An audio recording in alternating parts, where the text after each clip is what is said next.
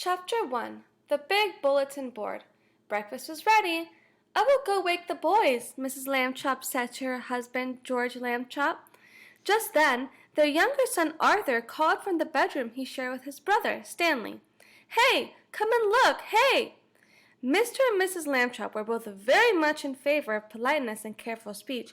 "Hay is for horses, Arthur, not people," Mr. Lambchop said as they entered the bedroom. "Try to remember that." "Excuse me," Arthur said, "but look." He pointed to Stanley's bed. Across it lay the enormous bulletin board that Mr. Lambchop had given the boys a Christmas ago so that they could pin up pictures and messages and maps. It had fallen during the night on top of Stanley. But Stanley was not hurt. In fact, he would have still been sleeping if he had not been woken by his brother's shout.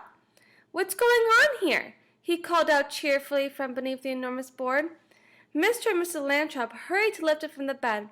"Heavens!" said Mrs. Lambchop. "Gosh!" said Arthur. "Stanley's flat." "As a pancake," said Mr. Lambchop. "Darnest thing I've ever seen."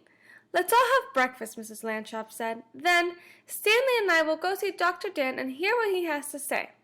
In his office, Dr. Dan examined Stanley all over.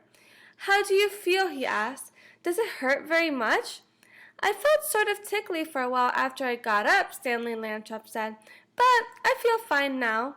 "Well, that's mostly how it is with these cases," said Dr. Dan. "We'll just have to keep an eye on this young fellow," he said when he had finished his examination.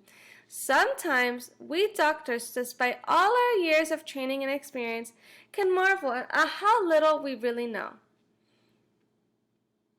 Mrs. Lambchop said she thought Stanley's clothes would have to be altered by the tailor now, so Dr. Dan told his nurse to take Stanley's measurements. Mrs. Lambchop wrote them down.